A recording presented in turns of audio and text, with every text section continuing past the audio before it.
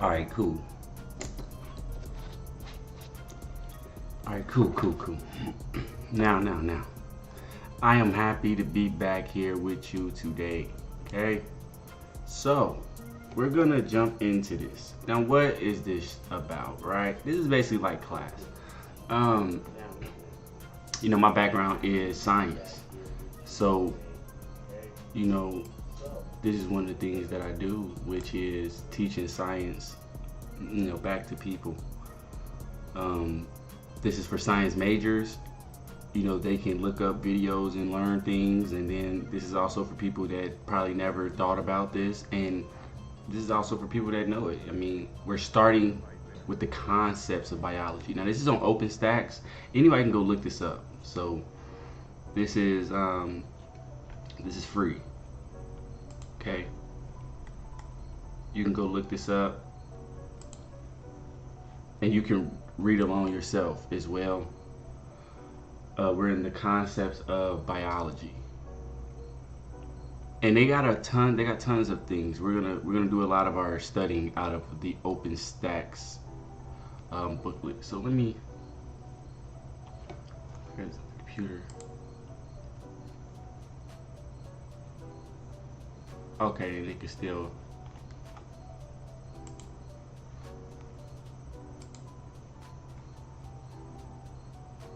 Okay, that's cool. That's cool right there. All right, so what we're gonna do, we're just gonna read a couple of the first chapters, skim through some of the important things, and learn. Right? That's all it's about. It's about learning. I do a lot of different shows. I have a science portion where I go out and I identify things in nature. Right? So this is just the teaching portion where I'm more at the desk trying to get the simple information out so that the language is familiar, right? So I wanted to, as I always do when I'm going through a book or whatever that I'm about to read, I try to make sure to go to the key terms first and just run through them so we can learn some new things. I love to learn, right? So that's what it's about. It's about learning. So applied science is a form of science that solves real world problems, right? So if you like a microbiologist, they can solve real world problems, or genome engineering can solve real world problems, right? Those are an example. We got the atom, which we should all know is a basic unit of matter that cannot be broken down by normal chemical reactions. We have basic science, science that seeks to expand knowledge regardless of the short-term application of that knowledge. What is biology? Biology is the study of life. The biosphere, a collection of all ecosystems on Earth, that is our biosphere. We have the cell, the smallest fundamental unit of a structure and function in living things, that is the cell. Community, a set of populations inhabiting a particular area. We have the control, a part of an experiment that does not change during the experiment, and that'll come later down the line.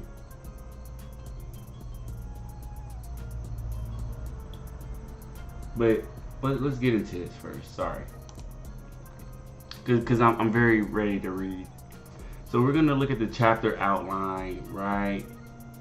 And pretty much this is an introduction to biology before we get into all of the harder topics, right? Right now, we're gonna look at what our learning objectives are, and that is to identify and describe the properties of life. Describe the levels of organization among living things, and list examples of different sub-disciplines in biology. So that is our goal today. And we're gonna knock it out, and we'll be back, not just with this, but psychology as well.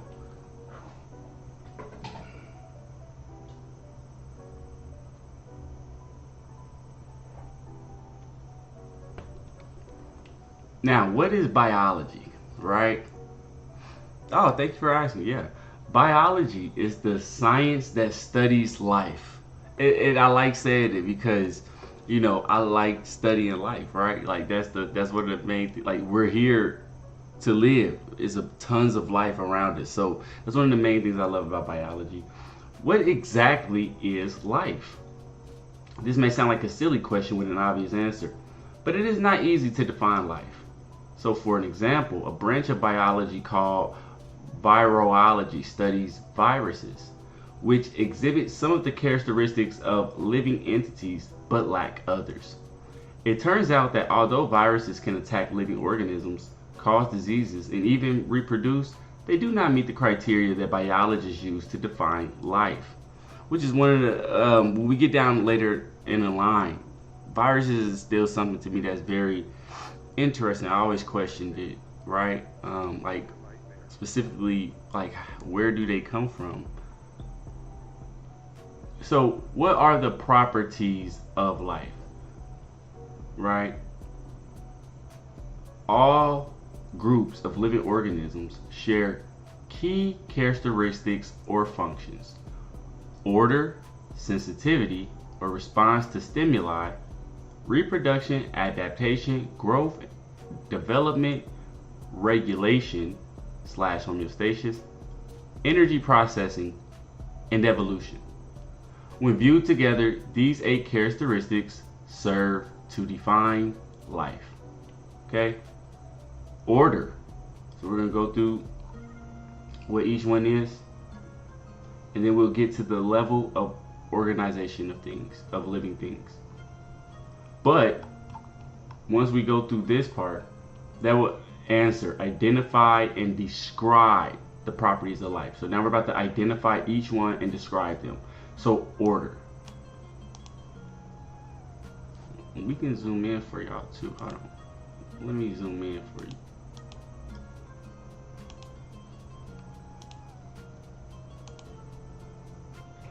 Okay. Organisms are highly organized structures that consist of one or more cells. Even very simple single-cell organisms are remarkably complex. Inside each cell, atoms make up molecules. These in turn make up cell components or organelles. Multicellular organisms, which may consist of millions of individual cells, have an advantage over single-celled organisms in that their cells can be specialized to perform specific functions, and even sacrificed in certain situations for the good of the organism as a whole. How these specialized cells come together to form organs, such as a heart, lung, or skin, in organisms like the toad shown in figure 1.2 right here, it will be discussed later. So, and that's one of the main things I like, right? Atoms are making up molecules, and then these molecules make up organelles. So when you hear organelles, just think of organs for cells. How we have a heart for us, well, the cell has its own organs or organelles inside of it, like its own mitochondria, for an example. So then we go down to the next one, sensitivity or response to stimuli. Organisms respond to diverse stimuli. So for an example, plants can bend towards a source or of light or respond to touch.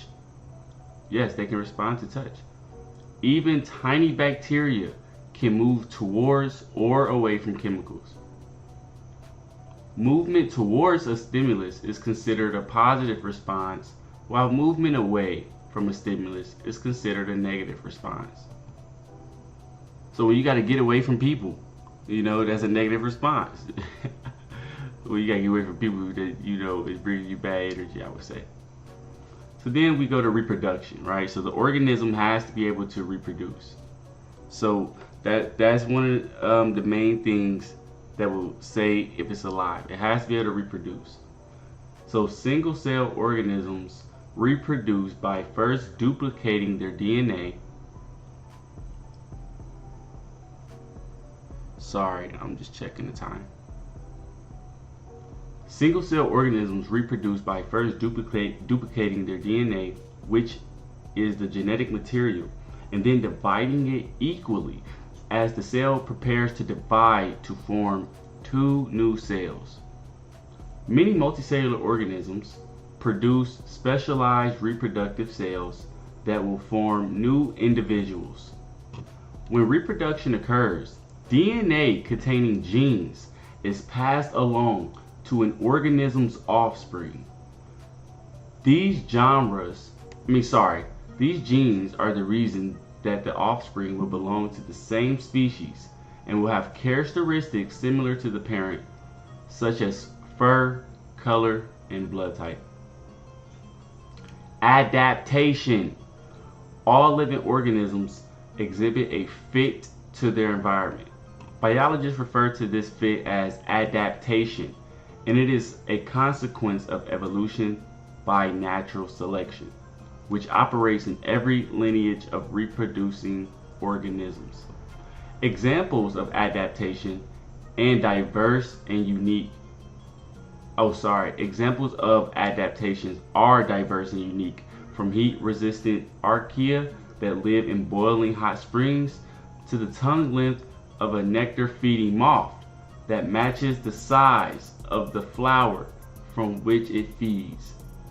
Adaptations enhance the reproductive potential of the individual exhibiting them, including their ability to survive and reproduce. Adaptations are not constant. As an environment changes, natural selection causes the characteristics of individuals in the population to track those changes. Now, let me see something.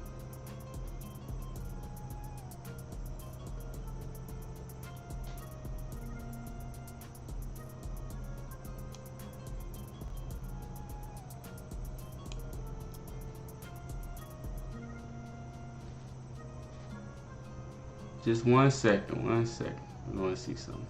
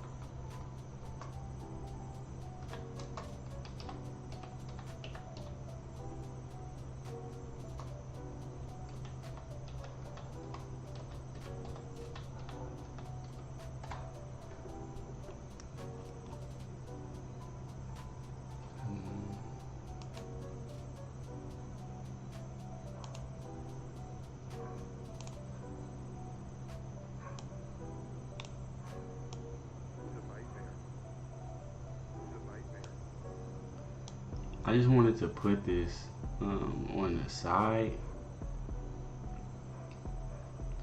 just as a little bit of entertainment.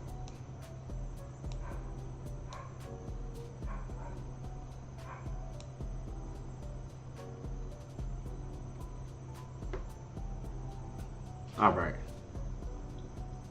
Now, examples of adaptation. Now, also it needs to have what? Growth and development.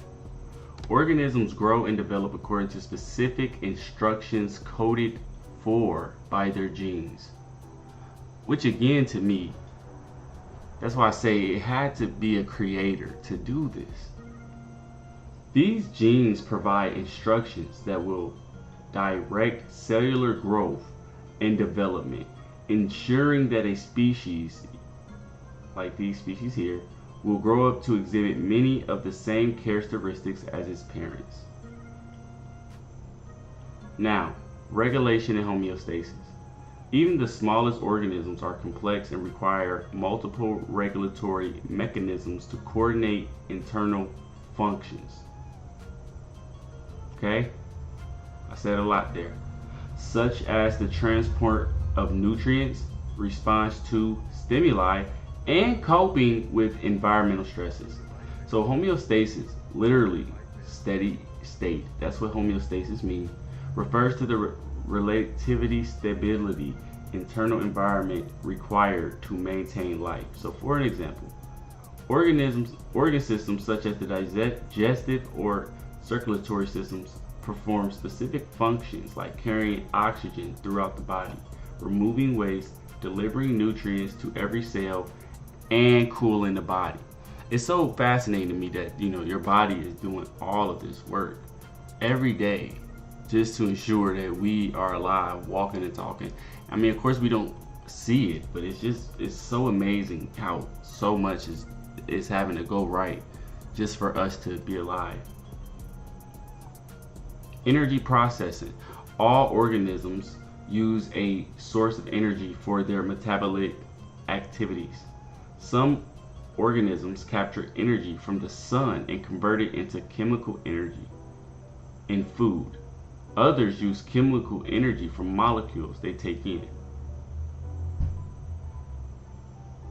This is a lot of energy is required for a California condor to fly. This is a beautiful condor. Chemical energy derived from food is used to power his flight. California condors are an endangered species.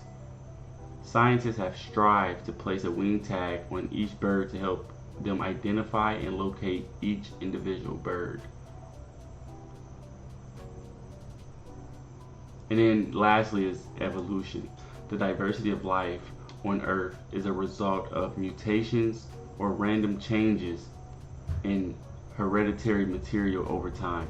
These mutations allow the possibility for organisms to adapt to a changing environment.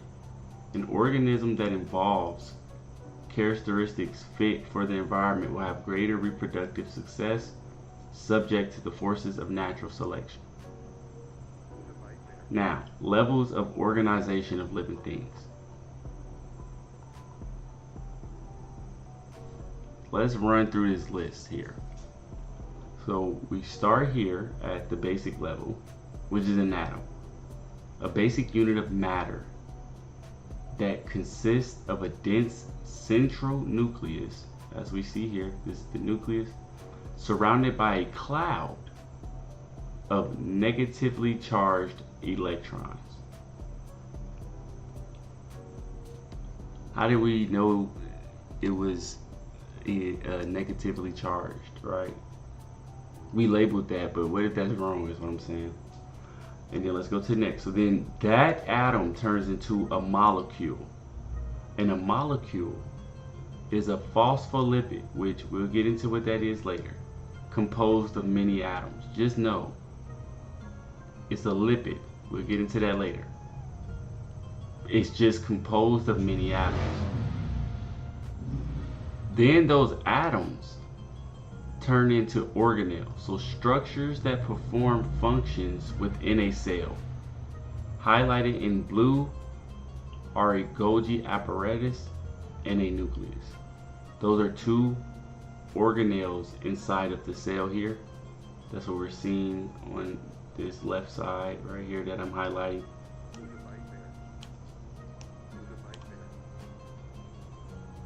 Then those organelles will go up into cells, which are human blood cells. That will go up to tissue, human skin tissue. And then that goes up to organs and organ systems at like the stomach, the intestine make up part of the human digestive system. And then once we have our organs and systems, we as people, individuals, we become organisms. That becomes populations, and then that becomes communities. And as you can see in a park, each person is an organism individually. Together, they all make up a population. All the plant and animal species in the park make up the entire community within that park, right? And then we have the ecosystem. The ecosystem of Central Park in New York includes living organisms and the environment in which they live in. So that's the environment in which they live in. And then you have the entire biosphere. And this encompasses all the ecosystems on Earth. So that's the entire world.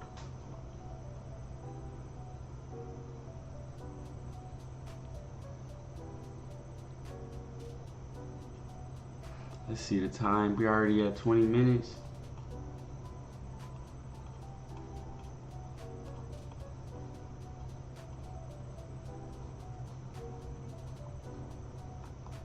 Okay, let's knock out a few more.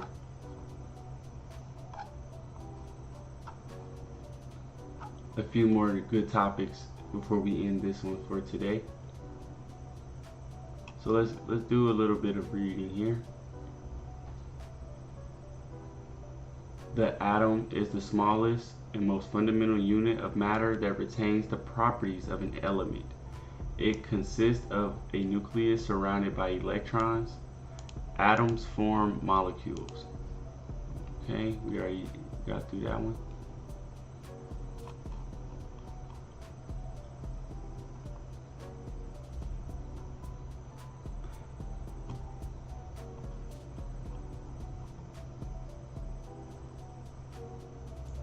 And I want to end it here, but just a couple of studies.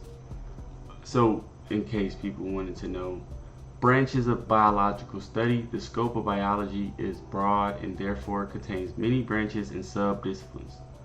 You can pursue a lot of sub-disciplines in this field. So, for instance, molecular biology studies biological processes at the molecular level, and that includes interacting among molecules such as DNA, RNA, and proteins, as well as the way they are regulated. Me personally, microbiology is very hard and tedious. You can learn a lot and do a lot of great things with it, but for me, it's just very tedious. Another field of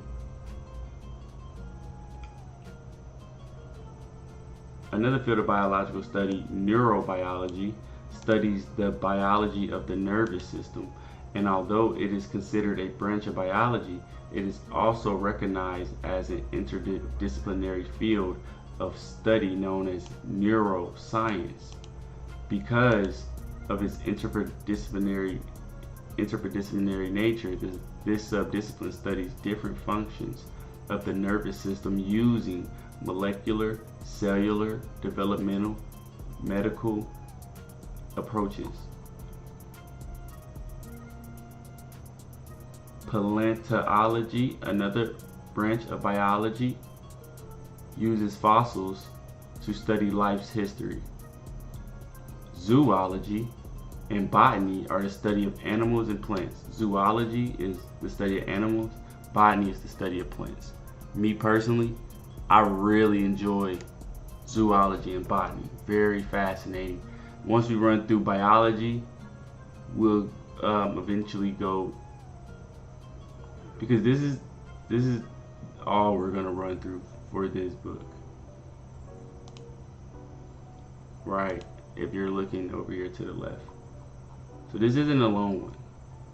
We got introduction to biology, chemistry of life, cell structure and function, how cells obtain energy. We're gonna run through photosynthesis, cell division, molecular biology and biotechnology, evolution and the diversity of life, animal structure and function, ecology, the periodic table of elements, the geology timeline, measurements, and metric systems. So we got to go through all that before we can go to the AP biology and be able to get into some real, good content. So it's going to be a journey, a teaching journey that I'm on, and I hope that, even if you don't catch this live show, you can catch the clips. So let's finish out this last paragraph here.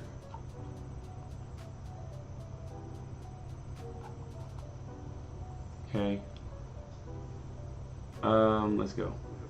So, biologists can also specialize as biotechnologists, ecologists, or physiologists.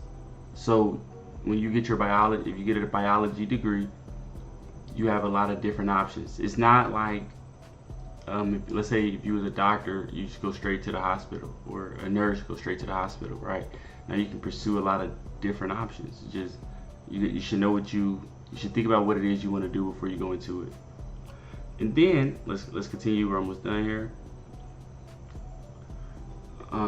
Biotechnologists apply the knowledge of biology to create useful products. So that's something, I don't want to say too much, but that's something that I work on here, even at my house.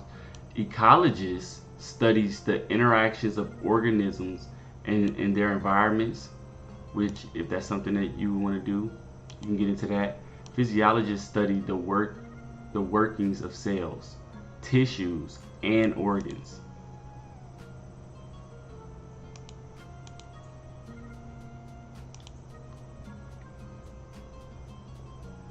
This is just a small sample of the many fields that biologists can pursue. And I also want to go here and read this. Scientists must ensure that their efforts do not cause undue damage to humans, animals, or the environment. They also must ensure that their research and communities are free of bias and that they properly balance financial, legal, safety, and other considerations.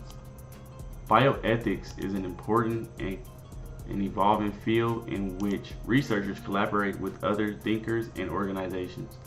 They work to define guidelines for current practice and also continually consider new developments and emerging technologies in order to form answers for the years of decades to come. Now, when we come back, we'll be on 1.2 and we'll have a few better learning objectives and a few better topics, in my opinion. The process of science. So now we're going to go in the next one. We're going to go into the nature of science and learn what science is. We're going to talk about the natural sciences.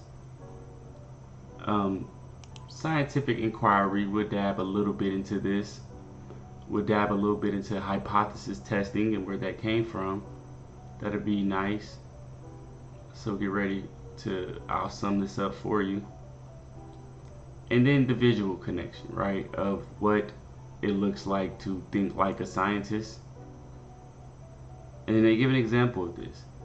Then basic and applied science. So they tell you the difference and give you some examples. And then just a little wrap up about reporting scientific work, because that is what's going to be needed in order, to make objective claims in the scientific world. So we're going to get into all of that. It's going to be a long journey. I do a lot of shows. I did a For the Fatherless show yesterday. Prophet Preaches. I do a lot, but it don't matter. I'm going to keep giving this information out. One of the main reasons is because if you go here, let's just type it in, right? Draw a scientist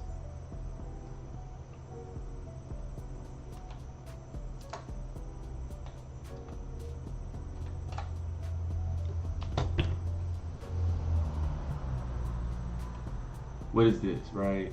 It's a projective test designed to investigate children's perceptions of the sciences. It was originally developed by David Wade Chambers in 1983 and has been used by numerous researchers to gauge various social, cultural, and educational factors in students' perceptions of science and the sciences. Right?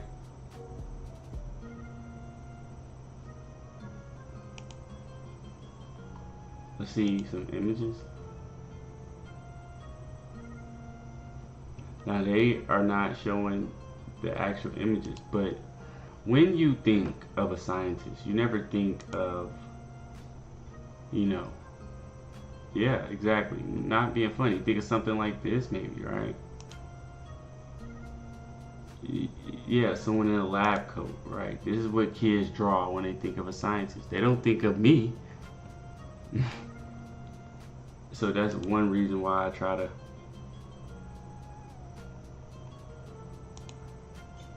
make sure to include my science in this as well. And we're not just gonna do science, we're gonna do psychology as well. I got a minor in psychology, so I'm gonna be going over science, biology and psychology, and then we'll branch out from there to other sciences once I get through those subjects. So catch me on the next one. I might do the psychology